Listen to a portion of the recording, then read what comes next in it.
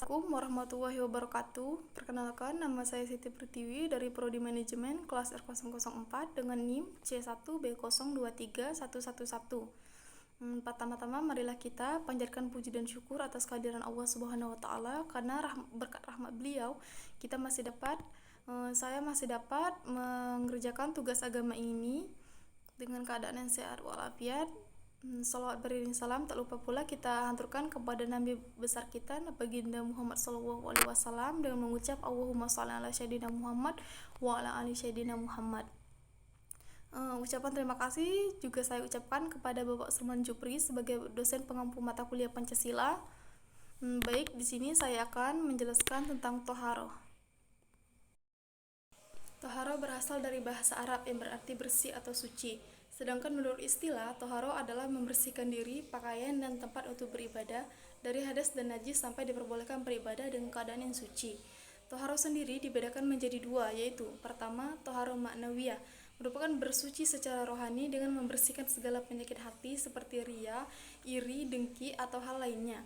Cara membersihkannya dengan melakukan taubatan nasuha, yaitu memohon ampun dan berjanji tidak akan mengulangnya lagi. Kedua, toharoh hissiyah adalah bersuci jasmani atau membersihkan bagian tubuh dari sesuatu yang terkena najis maupun hadas. Untuk membersihkan diri dari najis ataupun hadas ini bisa dilakukan dengan berwudu, mandi wajib, serta tayamum. Selanjutnya pembagian air untuk toharoh. Pertama, air suci dan mensucikan. Artinya zat air tersebut suci dan bisa digunakan untuk bersuci. Air ini oleh para ulama fikih disebut dengan air mutlak. Contoh air ini ada 7 macam, yaitu air hujan, air laut, air sungai, air sumur, air mata air salju, dan air dari hasil hujan es. Kedua, air musyammas adalah air yang dipanaskan di bawah terik sinar matahari dengan menggunakan wadah yang terbuat dari logam, seperti besi atau tembaga. Air ini hukumnya suci dan menyucikan, hanya saja makruh bila dipakai untuk bersuci. Namun, air ini tidak lagi makruh untuk dipakai jika suhu air telah dingin kembali. Ketiga, air mustakmal adalah air yang digunakan untuk bersuci, baik untuk menghilangkan hadas seperti wudhu dan mandi, ataupun untuk menghilangkan najis bila air tersebut tidak berubah dan tidak bertambah volumenya setelah terpisah dari air yang terserap oleh balang yang dibasuh. Air mustakmal ini tidak bisa digunakan untuk bersuci apabila tidak mencapai 2 kula. Sedangkan bila volume air tersebut mencapai 2 kula, maka tidak disebut sebagai air mustakmal dan bisa digunakan untuk bersuci. Keempat, air mutanajis adalah air yang terkena barang najis. Apabila air terkena najis, maka secara otomatis air tersebut menjadi mutanajis meskipun tidak ada sifatnya yang berubah. Air mutanajis ini tidak bisa digunakan untuk bersuci karena zatnya air itu sendiri tidak suci sehingga tidak bisa digunakan untuk menyucikan. Selanjutnya hadas. Hadas secara bahasa artinya tidak suci atau keadaan badan tidak suci, jadi tidak diperbolehkan untuk beribadah seperti sholat. Hadas sendiri dibedakan menjadi 2 macam, yaitu hadas kecil. Hadas kecil ialah sesuatu kotoran yang berada pada anggota wudhu. Seperti hadas kecil yaitu keluar sesuatu dari kubul atau dubur, bersentuhan dengan lelaki atau perempuan, menyentuh kemaluan menggunakan telapak tangan atau jari, atau hilang akal dikarenakan mabuk, emosi atau gila. Cara menyucikannya ialah cukup dengan berwudhu atau tayamum. Selanjutnya hadas besar. Hadas besar menurut istilah syara adalah suatu kotoran yang berada pada seluruh badan seseorang. Contoh hadas besar yaitu mengeluarkan mani, hubungan kelamin, keluarnya darah haid, nifas atau wiladah bagi wanita, dan meninggal dunia. Cara menghilangkan hadas besar yaitu dengan melakukan mandi besar atau mandi wajib.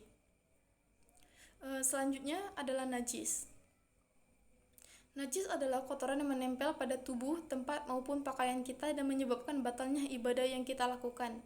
Menurut fikih ada 3 jenis najis dalam Islam yang dikelompokkan berdasarkan tingkatannya, yaitu pertama, najis mukhafafah adalah najis ringan. Salah satu contoh dari najis mukhafafah adalah air kencing bayi laki-laki dengan usia kurang dari 2 tahun dan bayi tersebut hanya minum air susu ibu, belum mengonsumsi makanan jenis lainnya. Adapun cara membersihkan najis mukhafafah adalah dengan percikan air ke area tubuh, pakaian, atau tempat yang terkena najis. Air harus lebih banyak dibandingkan najisnya. Apabila yang terkena najis mukhafafah adalah anggota tubuh dan hanya sedikit, bisa disucikan dengan berwudu. Namun jika yang terkena najis banyak, maka Islam menganjurkan untuk mandi dan memakai sabun agar najis tersebut benar-benar hilang. Yang kedua, najis mutawasitah, termasuk ke dalam jenis sedang. Contoh dari najis sedang ini adalah segala sesuatu yang keluar dari kubul dan dubur manusia atau binatang. Selain itu, contoh lainnya adalah khamar atau minuman keras. Najis mutawasitah dibedakan kembali menjadi dua jenis, yaitu najis ainiyah dan najis hukmiyah. Pertama, najis ainiyah adalah najis yang masih ada wujudnya. Najis ini dapat terlihat rupanya, dapat tercium baunya, serta dapat dirasakan rasanya. Contoh dari najis ainiyah adalah air kencing yang masih terlihat dengan jelas wujud dan baunya. Cara untuk membersihkan najis ainiyah adalah dengan 3 kali mencuci menggunakan air, lalu ditutup dan menyiram lebih banyak pada bagian yang terkena najis. Kedua, najis hukmiyah, sedangkan jenis najis sedang lainnya yaitu jenis hukmiyah. Najis hukmiyah adalah najis yang tidak bisa dilihat rupanya, tidak berbau dan tidak ada rasa. Contoh najis hukmiyah adalah air kencing bayi yang telah mengering sehingga tidak meninggalkan bekas apapun. Cara membersihkan najis hukmiyah yaitu cukup dengan menggunakan air mengalir dengan volume yang lebih besar daripada najis tersebut. Ketiga, najis mukhalada merupakan najis berat. Jenis najis ini adalah yang paling berat dan membutuhkan penanganan khusus untuk menyucikannya.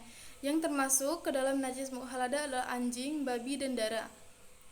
Cara untuk membersihkan najis ini yaitu dengan membasuh bagian yang terkena najis sebanyak 7 kali, lalu disusul dengan membasuhnya menggunakan air. Namun, sebelum dibersihkan menggunakan air, najis mukhalada yang mengenai tubuh atau pakaian harus benar-benar hilang wujudnya. Selanjutnya adalah istinja. Istinja menurut istilah syariat Islam adalah bersuci sesudah buang air besar atau buang air kecil. Beristinja ini hukumnya wajib bagi orang yang baru saja buang air besar maupun buang air kecil, baik dengan air ataupun dengan benda selain air. Benda selain air yang dapat digunakan untuk beristinja ialah benda yang keras dan kesat seperti batu, kertas atau daun-daun yang sudah kering. Tata cara beristinja: membasuh atau membersihkan tempat keluar kotoran air besar atau air kecil dengan air sampai bersih. Adapun tempat yang dilarang untuk beristinja adalah: pertama, tempat umum dan jalan umum; yang kedua, sumber air; yang ketiga, di bawah pohon yang dimanfaatkan manusia; dan yang terakhir, di lubang. Selanjutnya adalah wudhu. Menurut bahasa, wudhu berasal dari kata wadah yang berarti kebersihan dan baik. Sederhananya, pengertian wudhu adalah salah satu cara untuk menyucikan anggota tubuh dengan air. Syarat sah wudhu ada 5, yaitu pertama, Islam; yang kedua, mumayyiz; yang ketiga, tidak dalam keadaan berhadas besar; yang keempat, menggunakan air suci dan mensucikan; yang terakhir, tidak ada yang menghalangi air untuk sampai ke kulit seperti minyak, getah, dan lain-lain. Selanjutnya, rukun wudhu ada 6, yaitu yang pertama, niat; yang kedua, membasuh muka; yang ketiga, membasuh kedua tangan; yang keempat, membasuh sebagian kepala; yang kelima, membasuh kedua kaki; dan terakhir, tertib, yaitu tidak mendahulukan bagian satu dengan bagian yang lain. Adapun sunah-sunah wudhu dibagi menjadi 12, yaitu yang pertama, menghadap kiblat serta membaca Bismillahirrahmanirrahim; mencuci kedua tangan hingga pergelangan tangan sebelum wudhu; berkumur, yaitu memasukkan air ke dalam mulut sambil diputar-putar; memasukkan air ke dalam hidung kemudian dikeluarkan kembali; menggosok gigi dengan sesuatu yang kesat; menyapu semua kepala dengan air dari depan ke belakang; menyapu 2 kuping luar dan sebelah dalam dengan air; menyela-nyela anak-anak jari kaki dan tangan; mendahulukan kaki kanan dari kiri; berturut-turut dan melakukan wudhu 3 kali dalam mengambil air wudhu. Pada waktu mengambil wudhu, hendaklah tertutup auratnya. Terakhir, ada hal-hal yang membatalkan wudhu. Yang pertama, keluar sesuatu dari 2 jalan selain dari air mani. Yang kedua, bersentuhan kulit laki-laki dan kulit perempuan yang bukan mahramnya. Yang ketiga, hilang akal sebab mabuk atau emosi dan gila. Yang keempat, menyentuh kemaluan atau dubur dengan telapak tangan. Dan terakhir, tidur atau duduk yang ngorok tetap kedudukannya atau tidur dengan telentang. Sekian, terima kasih. Wassalamualaikum warahmatullahi wabarakatuh.